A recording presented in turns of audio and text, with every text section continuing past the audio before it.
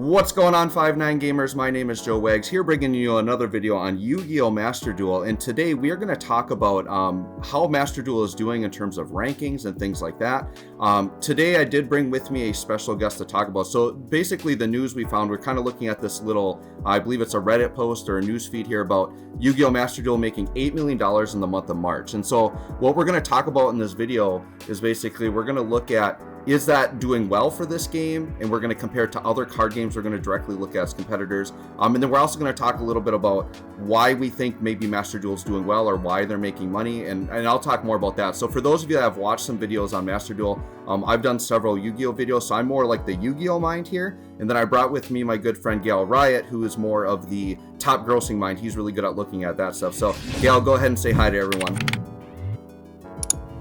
Yo, what is up, everybody? Yeah, no, I'm excited to get into this one. I've always actually been a little bit curious as to how Master Duel was doing. I never really looked into it in that much detail, especially because up until, recently, because I know they've just added a couple of new packs and stuff, right? So I never really looked into it because I felt like it wasn't the best way to judge it. But now that, like I said just a second ago, they've added new packs, the battle pass is reset, and a couple of other things has happened, right? So why don't you go over some of the new things that have come to Master Duel and why that might be a reason why, they've made this revenue. Yeah, and I'll kind of just summarize a little bit in general here too, but it's kind of interesting that this kind of came out because I, being a Master Duel player and an actual Yu-Gi-Oh! Player, I really haven't thought about like how well are they doing or even been concerned with it, just because it's like, hey, it's Yu-Gi-Oh! I just felt like it must be doing well. It's something we've been wanting, things like that, right? So yeah, as you had mentioned, the Duel Pass is just updated. They've got, I believe what they do is they have 2 main packs plus a master pack. So the master pack is always available,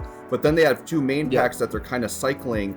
And within these new packs, they're introducing new cards that are new to Master Duel. So the thing for people that aren't familiar with it, Yu-Gi-Oh! In real life, like we always have cards coming out, and Master Duel does not release them on the same release date. So there are cards that have been out on Yu-Gi-Oh! In real life for months that still aren't on Master Duel, and people are kind of waiting for them. So I believe within these packs, they've released some pretty hype stuff that people want. So I think that's one thing is the game has been out long enough now, right, where the players that started the game, anyone that's played a gacha, that when you start a new game, they flood you with resources and they make it easy to buy stuff, right? So now we're past that point where I feel like the newer, or the veteran players that started since the beginning, these new packs came out and maybe they didn't have gems and they don't have gems to grind, so they just want to like really quick have those resources, right? So I think having those new resources has played, or those new things to buy has played a big deal with it. I also think the other thing is there's a ton of YouTube content on Master Duel. Like there's really big YouTube channels, right, that do this. And I think they want to be on top of things. They want to have the newest cards right away, right?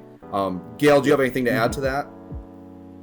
No, I would, well, actually, I do have one thing to add, which we'll come on to in just a second through this article. Obviously, we can see that Yu-Gi-Oh! Has topped other TCGs on mobile because, if I'm not mistaken, this data is very easily accessible for iOS and Android. It's a little bit harder when you go onto other platforms, but you have to assume that on Steam and all the other platforms, Switch, Xbox, PS, it's probably generating a decent amount of revenue there as well, if like Genshin has anything to go by as well, right? But one thing I wanted to point out as well is that we have to also remember this is the game that everybody has been waiting for. So I wasn't too concerned about the revenue it was generating because we've had Duel Links, right? We've had Duel Links, and while people were more or less satisfied with it, some people were left wanting more. And Master Duel is that game for a lot of people, where it's like the original series. We've got every card in the game pretty much, excluding some cards that are of course banned and whatnot, but we have most cards in the game, right? And that is exactly what everybody wanted. So I'm actually not that surprised that we've actually seen Master Duel just smoke the competition, but also because it is still early days, right? We still don't know, I still believe we're still in a little bit of a honeymoon phase for the game. It has been, 3 months since the game released. It came out in January. So maybe it's a little less, but I still do believe there is that little bit of a honeymoon phase where everybody's like loving the game and everything. We'll have to wait and see still, I feel like, in a long term to see how it actually will pan out and how they will handle the game. Because that's what's going to determine if people are going to stick around or not. But I think, with them wanting to make Master Duel Championship, they're gonna put it into the pro circuit effectively, right? They're gonna, whenever they do their Yu-Gi-Oh Championship series, this game will be featured there. So they want to make sure this works. So I mean, I don't see them, screwing up with this game, unlike Konami's other attempts at making gacha games and whatnot, right? But yeah, in this article, they basically go out and say that they're beating out other titles such as Hearthstone, MTG Arena, and Shadowverse. And if I'm not mistaken, they've even beaten fellow Yu-Gi-Oh title Duel Links. From what we've seen, Duel Links has basically given us, I think, if I'm not mistaken, $2 million in revenue thanks to Sensor Tower. Thank you so much for providing us with all the information. $2 million versus Master Duel's $8 million. So Joe, I mean, am I wrong in saying that Master Duel is just now definitively the main Yu-Gi-Oh game for everybody? For sure. And actually, I wanted to build on kind of what you're saying, and this kind of leads into it really nicely. But you're talking about how like this is the thing Yu-Gi-Oh players have been looking for, right? So I'm a long-time Yu-Gi-Oh player. I've been playing since Pharaoh's Servant dropped in real life, which is like over 20 years ago. So I've been playing Yu-Gi-Oh a very, very long time. And I would say the two biggest card game competitors for Yu-Gi-Oh are going to be like Pokemon and Magic the Gathering. And they have had very well established online and phone version games pretty much like this for many years. And I've always been so jealous of that. And Yu-Gi-Oh, we've always had like the closest we've had is we'll get console releases of games once in a while that'll have like all the cards on the time the console game releases, but then like eventually the game just dies out, they stop updating it. We haven't had the true like living trading card game that's constantly being updated. So that's one reason I know that this game is just smoking the competition right now. It's Yu-Gi-Oh players have been clamoring for this for a long time. We've been waiting for it. I feel like it is the definitive game. And I know Duel Links players are a little bit worried because I think this did take some of that player base. I know for me, like the only reason I played Duel Links was because it was my way to play Yu-Gi-Oh online. But as a traditional Yu-Gi-Oh player, I like the traditional rules. I don't like the speed duel format. And I think there's a lot of people in that same boat that now they're kind of going to jump ship to Master Duel. I still think there's still a good player base that will stay with Duel Links. But I think that's really the big reason why this game is doing so well. And I think it is going to continue to do well because you talked about remote dueling has been a big thing, especially with COVID. And this now is an easier way for people to participate in remote duels. Before you'd have to have a very specific camera setup, and it probably a lot more difficult, and a lot of players probably that wasn't accessible to them. So I think that's the other reason too, where maybe there's this spike. As I mentioned before, we got new packs in, and there's players that are like, yes, I want to play in this online remote duel tournament, and I want to play test these cards and make sure they're good, and I just want them now, and I don't want to wait. So I think there's a little bit of that as well. But I think this Master Duel, this is an official format to compete in tournaments. And so I think people are going to spend money for that just as they would to participate in real tournaments in real life, right? For sure. And I think the one thing that I also want to point out is I mean, I haven't played the game in a little bit. I think the last time I played it was at the start of March even. But the one thing about Master Duel that I absolutely love is that this, I think this revenue could have been a lot higher as well if they had gone down the route of not having the crafting point system or anything of that sort, right? Because I feel like that's another thing that I feel is like lowering their revenue. But I think it's a good thing from Konami that they were willing to, have that as a feature in the game, because knowing Konami, I would have expected them to go full greedy and make you pull each card, and no matter what, you wouldn't be able to craft anything. But I like the fact that they have that crafting point system, because it kind of balances, spending players can still spend if they want to, but for the average player who may not be interested in spending but actually just wants to play the game competitively still, you're gonna that whole system helps them out, and it also kind of incentivizes people to spend a little bit even if they can, because you're gonna want to pull packs to get more crafting points as well inevitably. So I feel like that's also something that they did really well in their monetization model, I suppose, if you want to call it, in how they managed to achieve that balance of having these crafting point systems, the income of gems, but also the way they've managed to handle how players spend on the game as well. I think that it's a fantastic method by them, I suppose, and model, I would say. It's really, really good. Yeah, and I'll just add on to that a little bit, because you're right, it's a very good format, and what I love about Master Duel is it actually is a very free-to-play friendly game. you can go in as a new player, and so like for me going in as a new player, I knew I wanted to make my Madolche deck because that's why I play in real life. I know it's really good. Within the first couple of play sessions, I was able to build that whole deck for free because they flood you with a lot of resources right away. So that's really good. So I feel like because of that free-to-play model, they're building a large player base. And even if not every player obviously is spending, you're going to have your whales in there that are going to spend money. And even for me, I think the other part, the reason why it works too, is the way they have the special pack system. We haven't really hit on that yet, but the idea is like if you craft a card for an archetype you're trying to build, you'll unlock the special pack. And then within that special pack, you could get caught, right? Because if you don't understand how that works, you'd be like, oh man, I'm making Black Wings and I just got this Black Wing pack and it's only up for 24 hours. Then some players will feel the pressure and be like, I could take time and craft everything and try to get to it, but if I just pull it, it'll be quicker. And I even caught myself doing that once where I did jump in and buy gems. So I'm like, hey, the pack's open now. I want to get the deck done quick. So I think they're very clever in how they do that. And then the other thing too, people might just pull in random packs because they want the crafting materials. So the fact that, and they're smart about it too, because when you pull on master pack, those are considered free ticket pulls. And then when you buy starter decks that have guaranteed, those cards actually you can't turn into crafting materials. So they're actually pretty smart about that. You can only craft cards that you buy with actual gems. So I think it's a great model because if you're totally free to play, you can still build your good deck, enjoy the game very well. But if you're a whale or you want to build a bunch of decks or have that advantage, you can spend the money and get that. So I do think it works really, really well. No, I absolutely agree, because that's one thing that you mentioned I completely forgot. I remember even I nearly caught myself with that, where it was just like, oh, I might spend because I want to build my Blackluster deck, but then I was like, do I really want to spend on the game just yet? No. And I think it was a good decision on my end, because I just knew that I'm a person who's not going to be in the game 24/7, or I won't be playing the game regularly at a point. It might just end up becoming like, oh, once in a while I might open it up and see what's happening and see if the ban list has happened or not. So for me, it was just like I'd rather just hold off and before I do anything. Right. But yeah, it's such an easy way to get people in and, make people spend. And I think it's one of the better monetization models for sure in any sort of like gacha game, if we want to call it that, or a TCG game, I would say.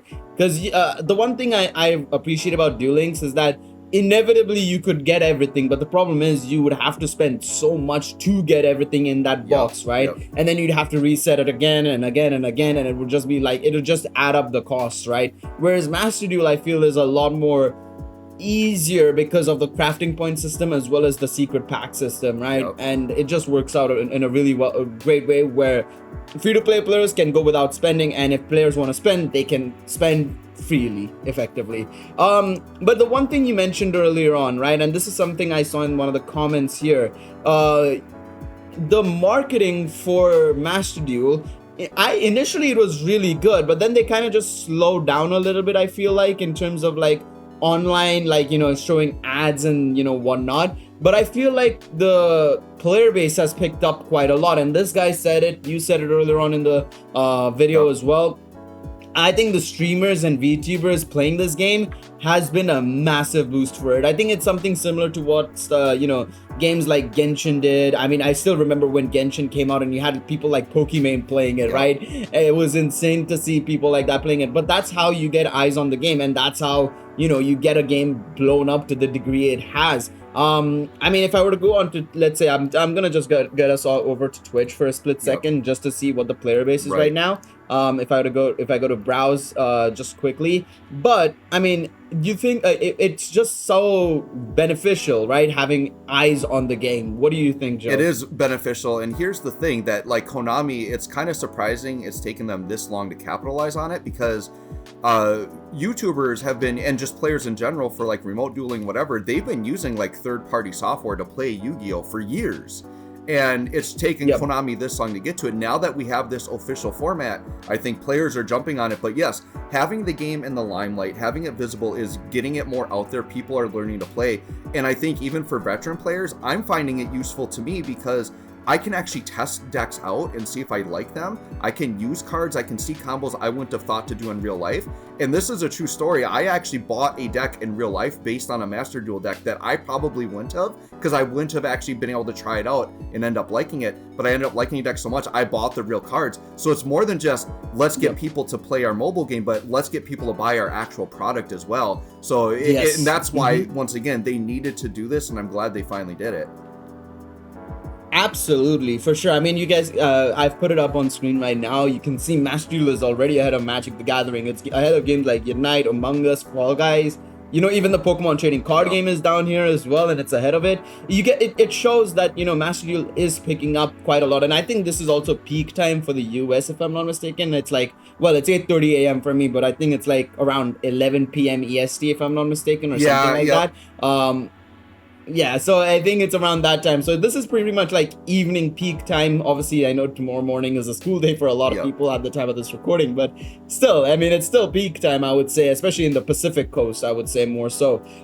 The one thing I also want to add on top of that, like you said, this is something that a lot of people have been begging for the Dragon Ball Super card game to do as well. Is like the cards for the Dragon Ball Super card game is great, but there is no online game like how Pokemon has, like how Yu-Gi-Oh has now, Magic the Gathering. There's no online game for us to look at and be like, okay, I like this, now I can go buy the cards. Because I don't know why they don't do that over for Dragon Ball as well, because I think that would be so massive. It's just a great way to market your IRL products, as well as, you know, you're getting money in the digital product as well if you have like a monetization scheme for it.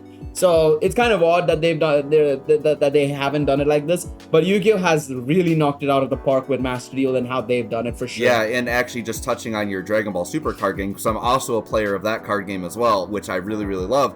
It's such a shame because there is an app for the Dragon Ball Super card game, but it's literally just a tutorial with like 2 starter decks, but the gameplay is great. And it's like, why don't they just take that and make the full game? Because I would absolutely love it, and it would get people to play, because that's the biggest problem is the Dragon Ball Super card game.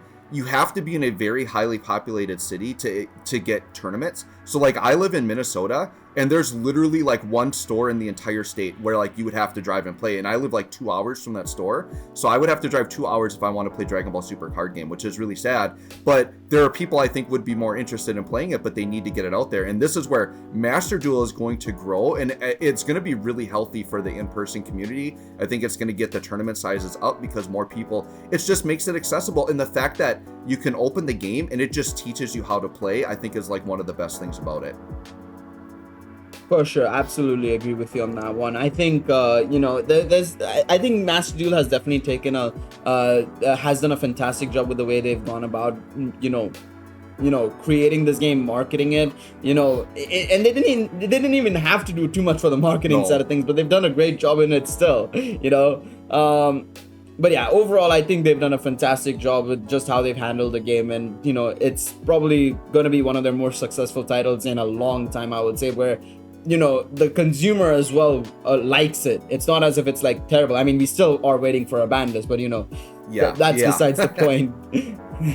What do you think, Joe? Any final thoughts before we wrap up? Yeah, no, I just really like it. Really good as another format to do things. And like I said, I have hopes for things for the future for this game, because like in real life, we have like the Time Wizard format, and we've got like these other formats. And I love what they're doing with, we didn't really talk about it, but I love these tournaments. Like right now, there's the Synchro Festival going on. We had an XYZ Festival. We had an N and R Festival where you could only use N and R rarity cards. Those festivals have been the funnest things I've done on the game, because it's so fun building your decks around different formats. And I hope they do implement like Time Wizard formats where we can play older format Yu-Gi-Oh again.